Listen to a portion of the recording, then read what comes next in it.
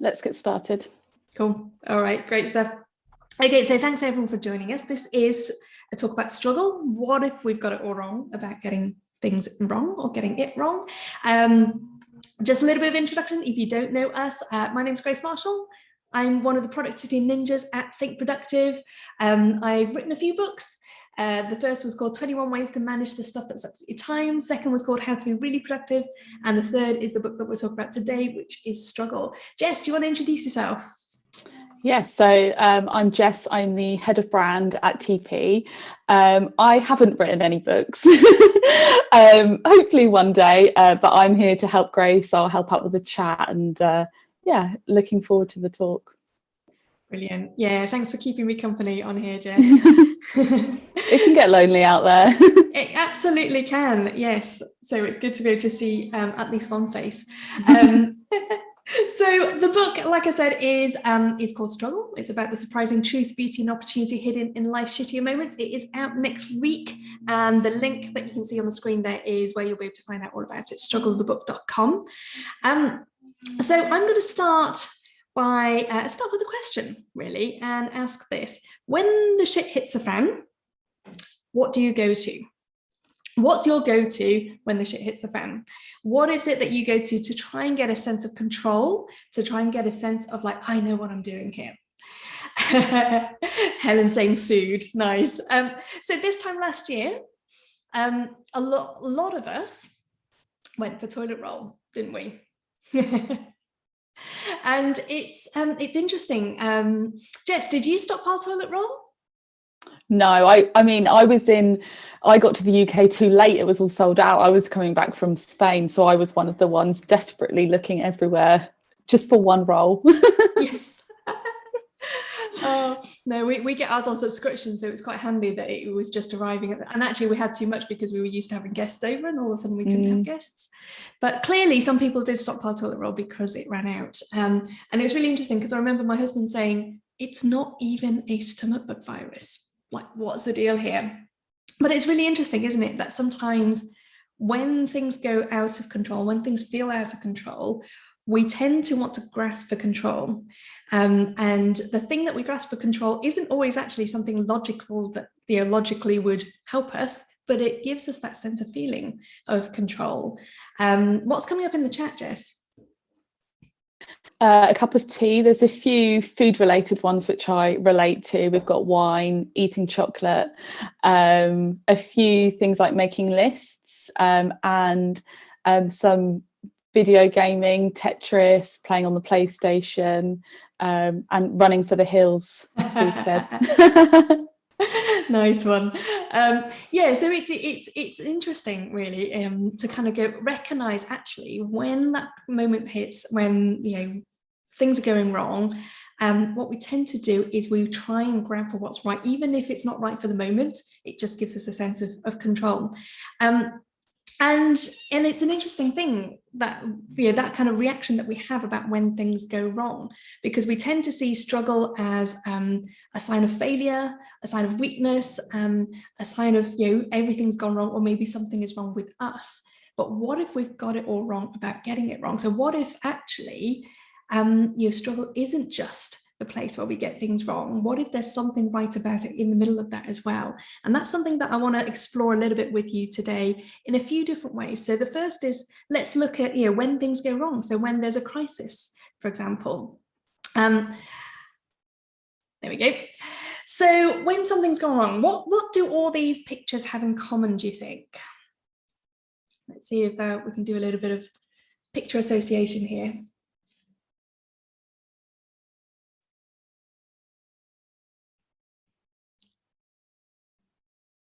Interesting, cool. Okay, so we've got a couple of people give us solutions, productivity, ideas. Maybe it's to do with popularity. Aha. Yep. Okay. So I think we've just spotted ideas by accident. That's probably the closest here. These are all famous failures. So Thomas Edison famously talked about how he found 10,000 ways not to make a light bulb until he actually found how to make a light bulb. J.K. Rowling talks a lot about how she hit rock bottom before she wrote Harry Potter. Bill Gates, who founded Microsoft, dropped out of Harvard. And there are lots of other famous people like that. Richard Branson, I think, dropped out of school. Albert Einstein apparently couldn't speak fluently until he was 9 years old. And then you have a couple of interesting products that have come out of this. So things like the Post-it note. Legend has it, that the guy, I think it was Spencer Silver, I think, anyway, he was the guy who discovered the Post-it note, but he did that when he was trying to develop a super strong adhesive. So a super strong adhesive for use in the aircraft industry, and accidentally found a kind of a really sort of weak adhesive that allowed you to stick and unstick things. Similarly, the one that's not on here is the inkjet printer. Apparently that got discovered by a Canon engineer who was ironing his clothes and then rested his iron on a pen and the ink shot out, and that gave him the idea of the inkjet printer.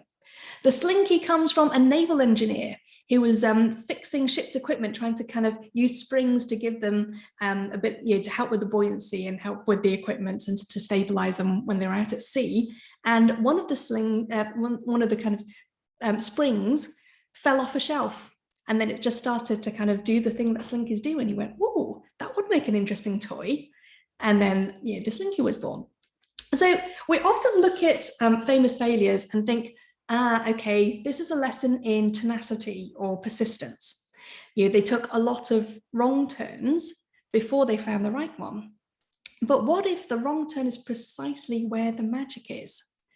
What if actually it's not just about how I love that there are 3M. There are 3Mers on the call, aren't there, Jess? I've just spotted Sarah's note there. So yes, it was Spencer Silver. Okay, so what if the wrong turn is precisely where the magic happens? What if actually it's not a case of you taking lots of wrong turns and it's just like, oh, I just have to keep going until I find the right thing? What if actually when things go wrong, it's precisely where we can start to see the opportunity for something new, for that innovation, for that creativity? One of the characteristics that we talk about a lot when we of the productivity ninja is the characteristic of unorthodoxy, because unorthodoxy is about looking for opportunities to maybe challenge the status quo, to maybe change how we do things, to look at things differently. And usually when we talk about unorthodoxy, we have to find ways of generating that new thinking. So we might encourage people to ask why are we doing that, and to kind of channel their inner 6-year-old. We might encourage people to think about things from a fresh perspective. But the beauty of when things go wrong is it provides prime opportunity to really practice unorthodoxy, because sometimes it's not until things go wrong that we're willing to go to the edges of what we know, or willing to go to those new things that we're not sure about, because our brains are lazy. So given the opportunity, we will just stick to what we know and what we know how to do well. So, for example, Jess, we've been talking about doing virtual sessions for how long? Years. It's been something we would do, but was there as an option, but everybody wanted it face to face, so there was no need to really look too hard at it. Yeah, absolutely. And we did do short sessions online, but longer sessions we're like, nah, that's too hard to think about. Let's just keep doing it face to face. And then of course, when the pandemic hit, we had to look to bring everything online. And so even though we'd been talking about it for a while, it wasn't until that point where the conventional route is shut, the road is blocked, that we have to find the unconventional route. We have to then start to look at what else is possible. And so there is something about crisis itself that can be, in the middle of crisis, there is opportunity. I think that's an Einstein quote. But it's recognizing that actually when things go wrong, maybe there's an opportunity in that to discover something that's maybe not as familiar, maybe not as conventional, but could be the start of something new, starts of an innovation, starts of creativity. So the question here is, what's getting in your way right now? That detour you're having to take, that thing that's limiting, that's interrupting or irritating you, what magic might be waiting to be unlocked in that? We often see the thing that lands, that curveball that lands is like, oh gosh, this is getting in the way of my work. But what if there's magic in there? What if that gives you the opportunity to do something new? Jess, I'm going to pause there a minute. Have you got any thoughts you want to share, or anything coming through on the chat? Let's see what's coming in from the chat. Yeah, if anybody has any thoughts, do share. It's an interesting one, isn't it? Because like you said, that curveball's not the thing you want right now. And it can be very hard when you're in it to see any potential there or see it as an opportunity. It's just something that you want to push to the side. Yeah. Absolutely. Sarah's saying motivation is what's getting in the way right now. And getting in our own way, Helen said. Yeah, interesting.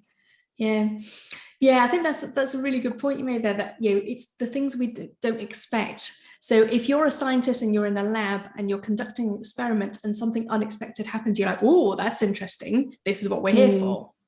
But day to day, when something lands in your inbox that you didn't expect, that's often like, we don't see that as that's interesting. We see it's like, that's annoying, that's getting in my way.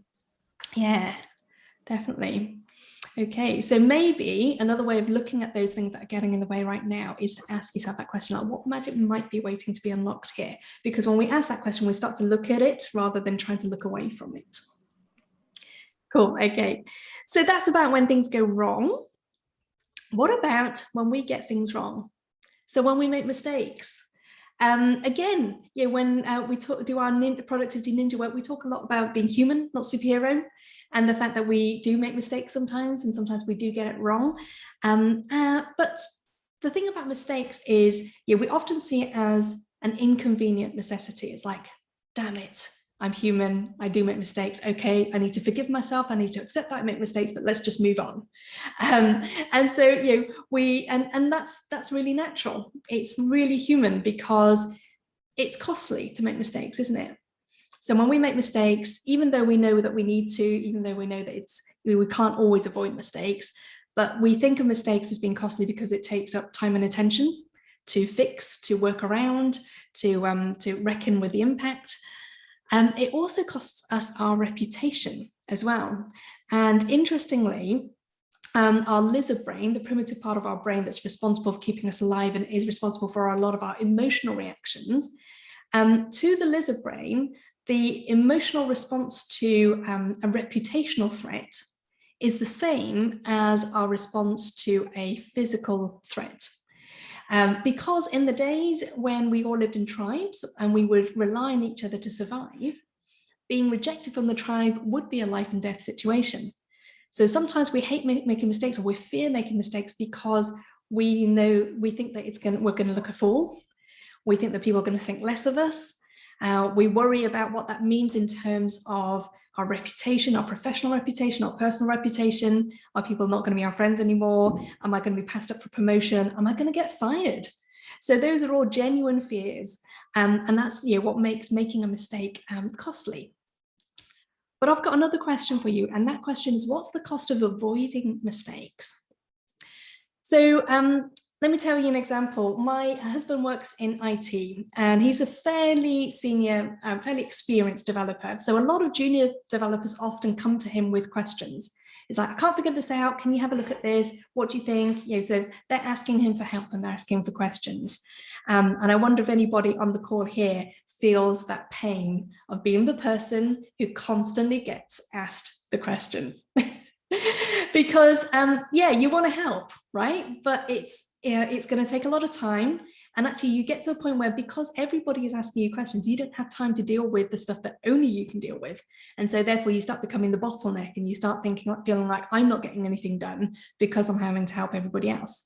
Now for my husband, if he stops to have a chat and actually takes the time, and he doesn't actually even have to give them the answer, even if he just stops and gets them to talk through what they're struggling with, what the problem is, often they will come up with the solution themselves. But they don't do that, because asking the question is the quickest route to getting the answer. And because they're measured on speed. It's like, how often do we talk about how quickly can you get things done? Well, thanks for getting back to me so quickly. So if our performance is measured on speed, the quickest route to getting the answer is to ask the question rather than figuring it out ourselves. But what's the cost of that? The cost of the team is that the experienced people get overloaded and the inexperienced people never get to learn.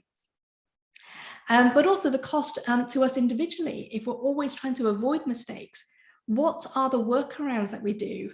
How do we kind of, almost work ourselves in, create more work for ourselves when we're trying to avoid making a mistake? Do we end up working harder? Do we end up overworking? So do we end up kind of going, do you know what? I'm never going to be caught out in that position again where I've made a mistake. So I'm going to get everything 150%. I'm going to be over perfect to make sure I don't make any mistakes. There's a cost to that too, as well, isn't there? And then there's also a cost to, in terms of our development and our growth and our learning. So if we're never able to make mistakes, we never learn and we never develop and we never kind of we never learn anything new. Jess, what's coming up in the chat there? A really good quote that Pam shared. George Bernard Shaw said, "A wise man learns from mistakes and a wiser one learns from the mistakes of others." More costs of avoiding mistakes is, Catherine said, working silly hours, like you said, overworking. Lots of people agree, yes, they are that person who has the answer to everything and it can be draining. Also, Steve said, stagnation, nothing new happens if you're avoiding making any mistakes. Yeah, absolutely. Yeah, definitely. And I think, it's also just recognizing, what can we learn from that mistake as well? Jess, you and I were talking a little bit about this, weren't we? Yeah, how we sort of deal with mistakes at TPs. There is a lot of ownership. So somebody will either flag that a mistake has happened, or we will realise we have made a mistake and just take ownership. And because we talk a lot about human, not superhero, then because we're all practicing that, it gives other people permission to own up to mistakes as well. I think that's quite a powerful thing. If I make a mistake and I say, "Oh, guys, I've messed up here. This is what we'll learn from it," or "This is what we need to do differently," or "Oh, why does this mistake keep happening?" Then it gives other people the opportunity and permission to go, when they make a mistake, to own up as well and see like what potential there is there. Yeah, absolutely. So I think there's a huge potential here to start building a culture that's around, where it's okay to make mistakes, and a culture of learning rather than a culture that's just about speed. And it's often in everyday language that culture is set. So if you think about how often we say the words, "Thanks for getting back to me so quickly," or "How soon can you get it done?" So we don't say "don't learn," or we don't say "hurry up," but when we say those things, the message that goes through is what matters here is speed. And so therefore we don't have time to make mistakes. Whereas maybe if we change our language and directed it more towards like, what are you learning? What's new? What are you wrestling with? And like you say, maybe looking mistakes straight in the face to go, what happened there? So rather than just like, "Oh, make sure that doesn't happen again," it's like, but why did we make that mistake? What happened? And it could be a process issue. It could be actually there's so much going on right now. And we found this, when we started doing online delivery, it was like there are so many different platforms and so many different settings. It's like when things are complicated, it gives rife ground for making mistakes.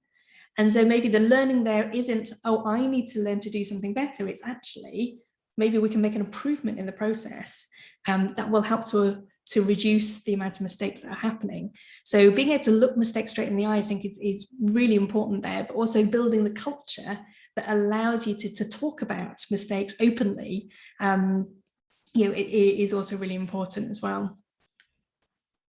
And I noticed some of the chat coming through there as well. We're often told there's no blame culture, but frequently see it exercised from the very people advocating. Yeah, so actually we have to walk our talk, don't we? We have to be able to have that kind of no blame culture in practice, not just by paying lip service. And I think that also takes time as well, because if we're busy, if we're stressed and we're just reacting, we're far more likely to react badly to somebody else's mistake. I wrote about this years ago, actually. I wrote a blog post about how, you know, I'm a recovering perfectionist. So I'm trying to not give myself a hard time about not getting everything right.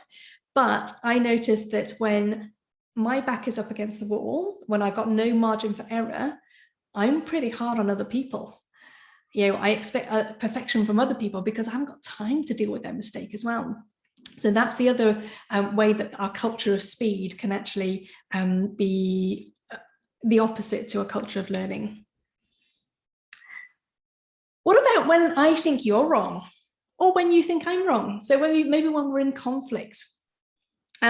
So I wonder, what are you more like? Are you the rhino or are you the hedgehog? So when you're in a conflict situation, rhinos tend to charge in, and they kind of charge in, they take it head on, they're confrontational, whereas hedgehogs tend to shy away, they put their prickles up, they withdraw, they go, oh, you know, I don't want to deal with it. Jess, which one are you?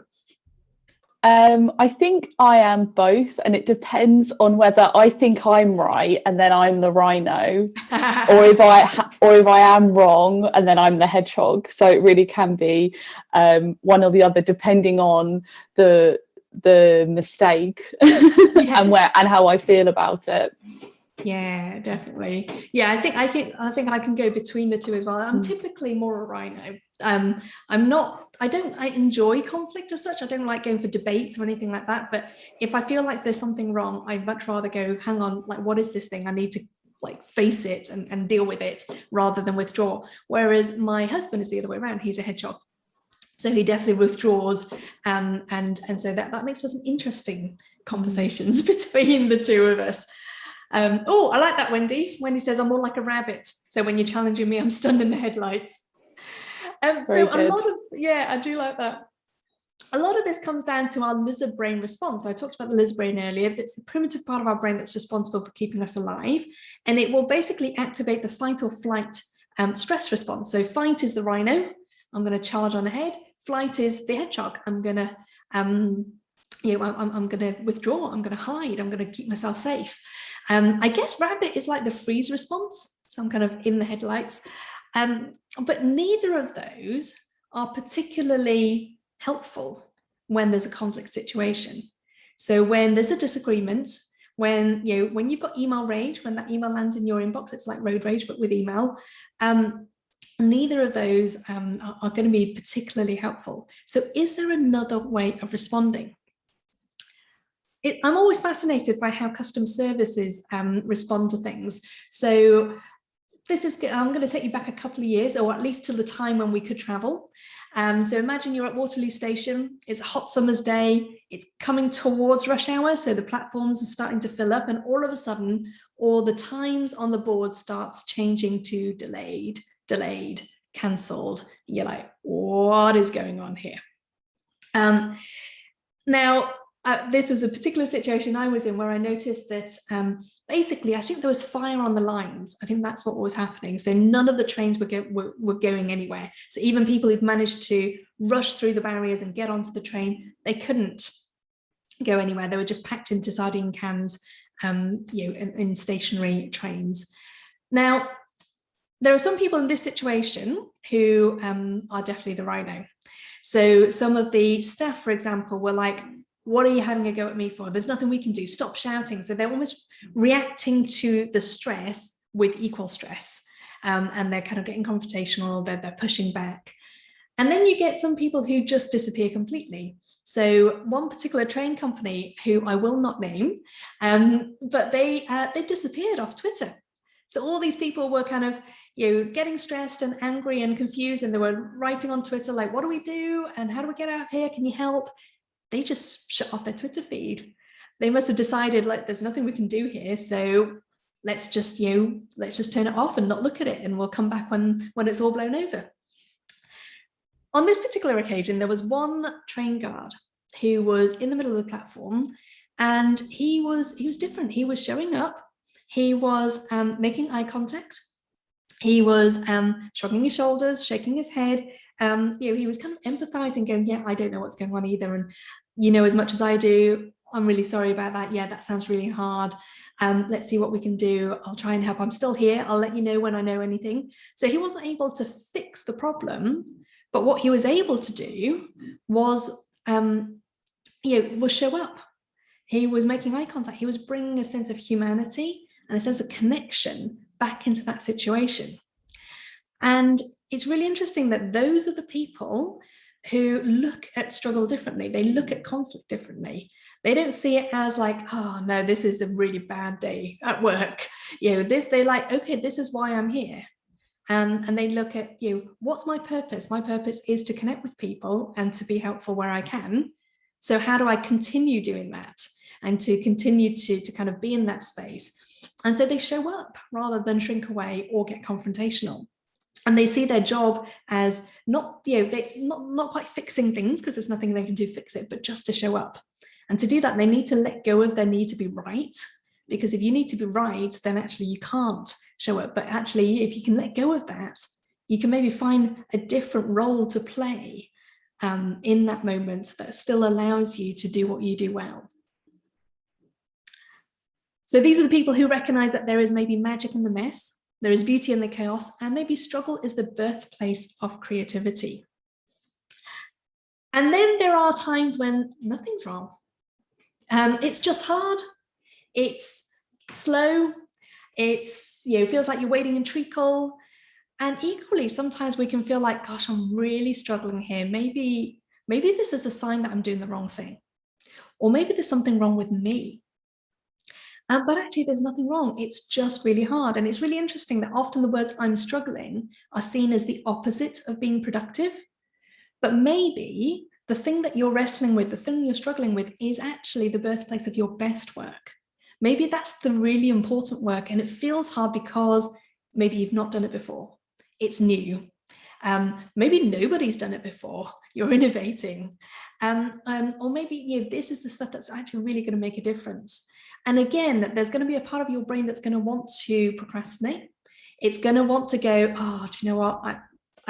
Let's just go check the emails. Let's just go do that quick thing that I know how to do. Or look, somebody else is asking me a question and I know how to answer that question. So I'm going to do that instead of doing this thing that feels really hard. And it feels good to do that in the moment because we still get that dopamine hit of completion. So no wonder we procrastinate. But actually, rather than seeing it as a sign that something's wrong, maybe we can start to look at the signs differently. Maybe rather than kind of looking at that and go, maybe there's something wrong with me. Maybe we can start to go, no, this is the work that matters. So rather than it being a sign of, this is work interrupted, or this is not the work we should be doing right now, maybe we can start to look at struggle as this is the work rather than work interrupted. So maybe we've been looking at the signs all wrong, because that fight or flight response that we have to struggle basically just tells us to either fight it or run away. And actually, that gives us very narrow vision. It gives us very narrow vision because biologically, when you're in the fight or flight situation, you basically just want to home in on what's the weak spot in my opponent or what's the escape route. And that gives you tunnel vision. But what we actually need is a wider vision. We need to be able to kind of recognize that maybe there is work to be done here. And that work might be the harder work. As Chadwick Boseman says, the harder way, the more complicated one, the one with maybe more failures at first than successes, but the one that's ultimately proven to have more victory and more glory. So next time you're stuck in something that you're struggling, maybe rather than thinking there's something wrong or there's something wrong with me, maybe actually we can start to recognize, no, this is the work. This is the most important work I need to be focused on right now. And the same goes for how we support each other in struggle as well. So, quite often when we see somebody else struggling, we want to fix things, don't we? I certainly do. I'm a fixer. I like fixing things, and I often get paid to fix things. So it's a good thing most of the time. But sometimes what's needed isn't fixing. And I've learned this a lot from being a parent, actually. When my kids are now 12 and 15. And when they were little, every time they cried, it basically meant I needed to fix something. So, I'm too hot, fix that for me. I'm too cold, I'm tired, I'm hungry, fix it for me. But actually there comes a point, now that they're older, where when they say to me, Mummy, this is hard, if I say to them, no, honey, it's not that hard, let me just fix that for you, or let me show you how, what they hear is, oh, it's not supposed to be hard. So if I'm struggling with it, maybe there's something wrong with me. So what they need to hear more often from me now is, yeah, I know, honey, it is hard. And that does suck. And it's okay. And to borrow a phrase I love from Glennon Doyle, one of my favorite authors, we can do hard things. And to be able to actually say, yeah, I'm with you, I see you, it is hard, and I can support you in that, is maybe a better way to support each other in struggle, rather than let me fix that for you. So what I'd like to propose is a new way of thinking about struggle. Rather than the toilet roll, which is the thing that we go to grasp for control, what I'd like to do is to give you 3 different steps to think about. The first of those is, oh shit. So these are called the 3 shits. The first is oh shit, and oh shit is just recognizing, oh, this is hard, or this hurts, or this has gone wrong. And because quite often what we do is we notice something's gone wrong and we switch straight into resolution mode. We try and fix it, which is where we basically go for the toilet paper. We try and grasp that sense of control. But maybe rather than doing that, we can just sit in it first and go, yeah, this does hurt, or this is hard, or there is a problem here. And so almost kind of recognizing that and staying with that first and just feeling it and allowing yourself to feel that, allowing yourself to sit in that struggle. And then when we do that, we can then move on to, what is this shit? Which is the reckoning, which is where we start getting curious. And when we activate curiosity in the face of fear, what we do is we actually widen our vision. So when I said earlier, fight or flight gives you narrow vision, curiosity is a way of widening that vision. Because actually what looks like anger could actually just be pain. What looks like dismissive could actually be distractive. So there are lots of ways that our lizard brain will misinterpret things and try to box it into either good or bad, safe or dangerous, for me, against me. Whereas actually curiosity helps us to go, what is this? What is this really? What does it look like? But what else could it also be? And so that's when we can start to look for maybe what are the possibilities? What else could it be? What else could it mean? And maybe what am I making it to mean as well? And then when we've done that, that's when we get to the revelation, the holy shit, which is when we recognize, that's the opportunity here, or this is how we can show up. And actually we know that the companies that respond well to complaints are the ones that come out with better customer loyalty than what they had before. We know that actually when we find ways to surprise and delight people, that actually we come out better. So there are opportunities, there's maybe some truth there, some beauty hidden in that shitty moment. And the only way to get to that is by sitting with it and then reckoning with it and getting curious and then getting to the revelation. Because if we try and go straight to resolution, we miss all of this stuff in the middle. And this stuff is the treasure. One of the things that I write about in the book is that often where we find treasure is not where we keep it. So where we keep it is in museums. It's in like a lovely clean space with good lighting, and it's all polished and we can show it off. But where we find treasure is often in the dirt, in caves, buried away somewhere. And so if we know that there is treasure to be found in those shitty moments, we can definitely start to look at things differently. We can definitely start to go, okay, this is shit, this does hurt, and there are definitely some, there is struggle there. So it's not saying that everything is, is a silver lining in disguise. It's saying this does hurt, but there is also, there is also treasure here. And that's when we can maybe pick it apart and look for those things, and we can notice those things. Sometimes we can find it in the middle, and we can find that there's hard things and good things at the same time. Sometimes we don't find it until later, but if we set our radar to look for it, we can show up differently and we can look for those things in the middle. So speaking of curiosity, I want to open this up to questions. I know that there've also been things coming in through the chat. So Jess, do you want to take us from here? Yeah, so if you have any questions, you can either put them in the Q&A box, or just drop them in the chat, and I'll pick them out. Lee said that in terms of, I'll definitely remember that one. That's one of his favourite personal development modes ever. That's the three shits. Yes. Definitely memorable. Yeah. I've not heard of this. Have you, Grace? Pam mentioned curling parenting, and managers do it too. Curling management, when you were talking about how you don't fix things now for your kids. Yeah, I've heard of it. I can't remember it. Pam, do you want to tell us a bit more about that? In the meantime, Nicola asked, what was the second R again? So the second R is the reckoning. So let me go back. So you've got the first R is recognition, the second R is reckoning, and third R is revelation. So if you want the non-sweary version, it's the three R's. Yeah, definitely. Yeah. And Jess, going back to that kind of complaints thing, that's a particular strategy that we do at TP, isn't it? I think Productive. Yeah, it's part of our sort of logistics manual way of work, I guess is a better way of putting it. So, we would love to never make any mistakes and deliver the most perfect customer service in the world, but it's just, we know that's never going to be possible. We're all humans. So part of our, way of work is, we will make mistakes. We are only human. And when we do, we own them. We explain what's happened, why it's happened, what we're going to do to fix it, or to, do differently next time.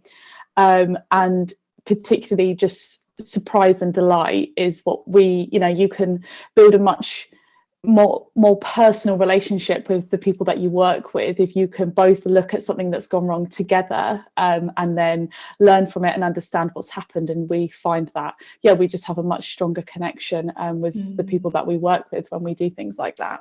Yeah, absolutely. I find like relationships as well become stronger when, after a conflict, when we come through a conflict well, actually relationships get stronger. And that's true in personal relationships and friendships as well as work relationships, right?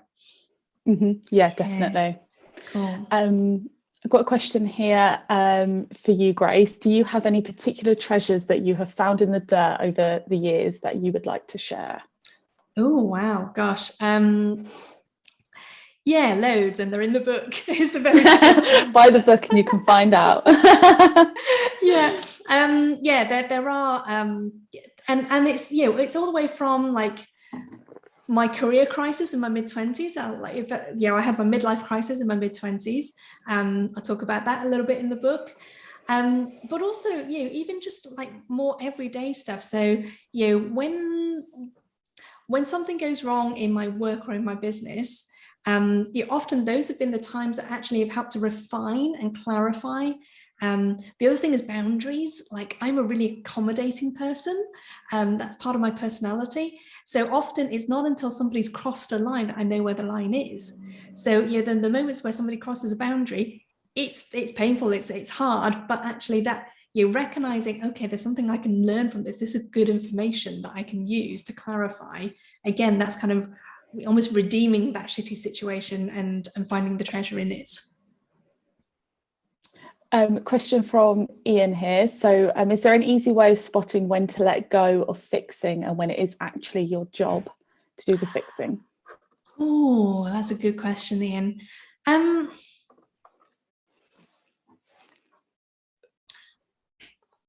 I think just take some time. Take some time to think about it. I think you'll know the answer. And I think it'll depend on the situation. It'll depend on your role, your relationship with the other people involved. I think take some time and trust yourself on that. Give yourself time to think about it. That's not like a 3-step framework or anything like that, but I think it's more powerful than we give it credit for. Definitely. Yeah, or both could be right. Yeah, exactly. And maybe it's letting go of what's right, what's wrong, just like what's helpful in this situation and which one am I going to choose. Cool. let's do another question. So can you give any tips to help move to reckoning and revelation quickly and not just to sit with recognition and fight and flight? Yeah, so how to kind of almost get out of fight and flight. Curiosity is basically how we do that. So the recognition, first of all, is to take the time to recognize you're in it. Because if you try and move forward too quickly, you're kind of denying how you're feeling. So notice it and feel it. So notice and name it is the first step when you're recognizing. To go to almost say it out loud, maybe just to yourself, like I'm experiencing email rage right now, or this hurts, or this is pain. So, even before you start to jump ahead, because fight and flight will basically start to jump ahead and go, pain means they're attacking me. Pain means, I'm not safe. Pain means I need to. So, fight and flight will basically start to attach meaning onto whatever the kind of struggle is. So even just stopping that and slowing that down, giving yourself time to recognize that, and then to move on, the second one is to ask really good questions. So questions like, okay, what do I think this means? What else could it mean? And what if questions are also really good. There's a whole load of questions in the book that you can use as well. So yeah, curiosity is basically the way that we start moving beyond just like this hurts to, what do we do about this? Cool, thank you. We are at the official end. So do you want to say any final thoughts, and then we can stay on for any other questions? Yeah, absolutely. So again, there's a lot more in the book, so I would love you to go check out the book. It's strugglethebook.com. It is out officially next week, but it's already available for pre-order.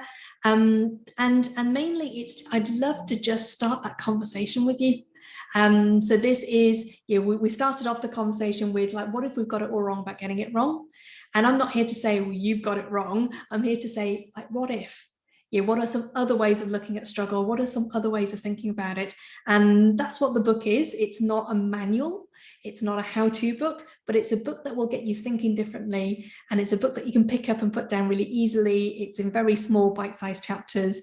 My first book that I wrote, a friend of mine affectionately called it a toilet book, the kind of book that you could sit on the toilet and just read for 2 minutes. I think I'd like to call this one a kettle book.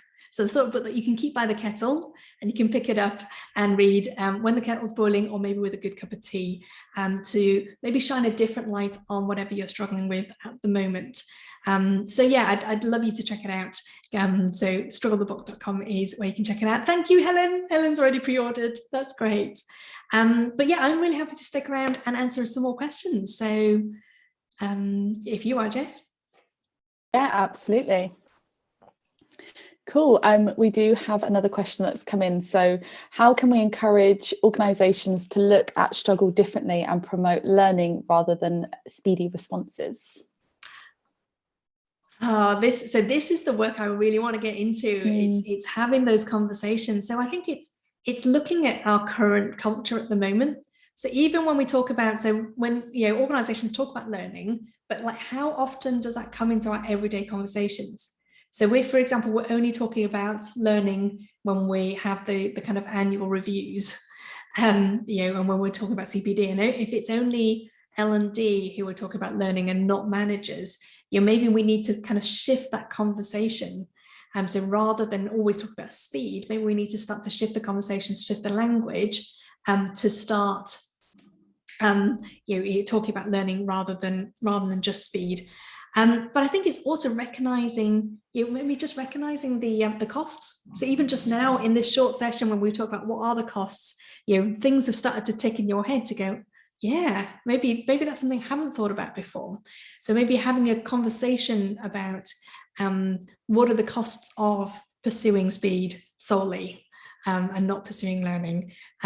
Where are we avoiding making mistakes? Maybe having conversations around, deliberately having conversations about how do we look at struggle differently. I think that will maybe start to get the wheels turning.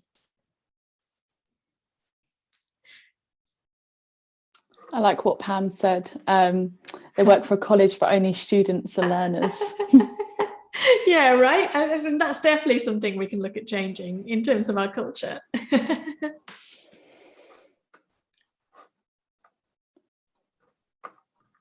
Cool. So if there's any more questions, let us know. Yeah, great stuff. And I guess that the thought I'd like to leave you with as well is, the question I'd like to ask you is, what truth, beauty, or opportunity might be hidden in your shittier moments right now? So whatever it is you're struggling with, what might that treasure be? And it could be a question that you can answer right now, or it could be a question that you take away and think about.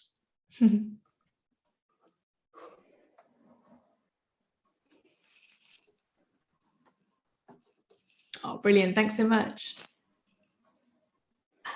I love that you're going to take this to your team.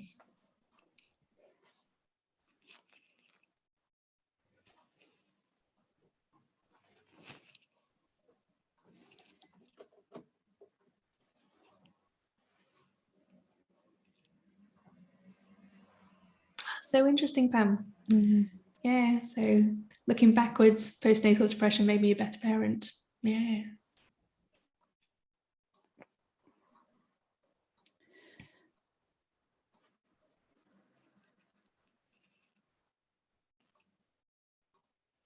Oh, I delightedly love that, Jeff. Yeah, it's one you can't forget. Yes.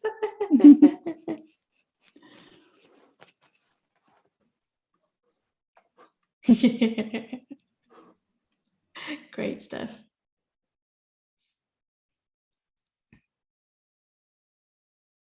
Brilliant. Cool. Well, still got a fair few people online. So if you do have any questions or you'd like to share anything, feel free to add it on there. But definitely this is a conversation we want to continue. So far the talk is just about sharing the book with you, but if you feel like this is something that could be useful to start a conversation with your team, with your organization, get in touch. We're happy to put together a talk for you or a workshop. So we're open to exploring that with you as well.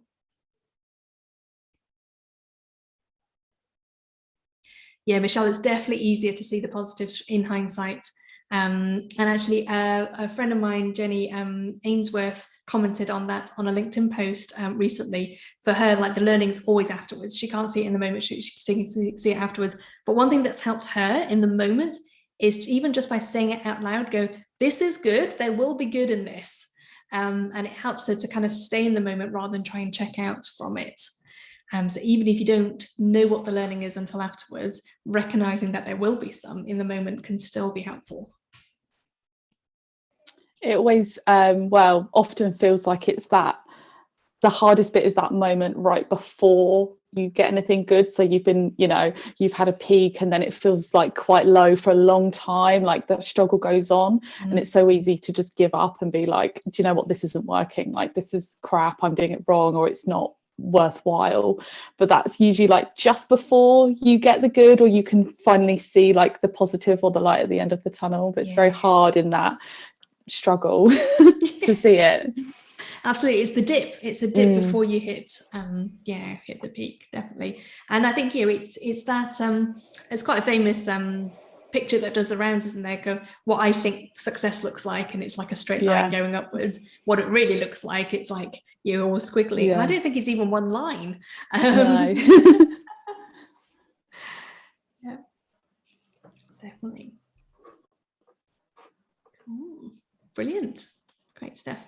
Okay, what do you reckon, Jess? Do we have any more questions coming up? We haven't for the moment, so if anybody does have any, do let us know, but nothing's come in. Okay, I think we've got people hanging around just to see if anybody else has any questions.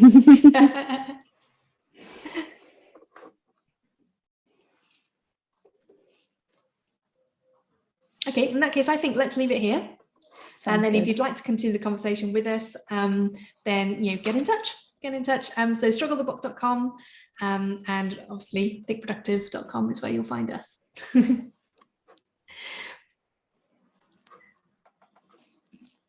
Brilliant. Thank you very much. Thanks, everyone.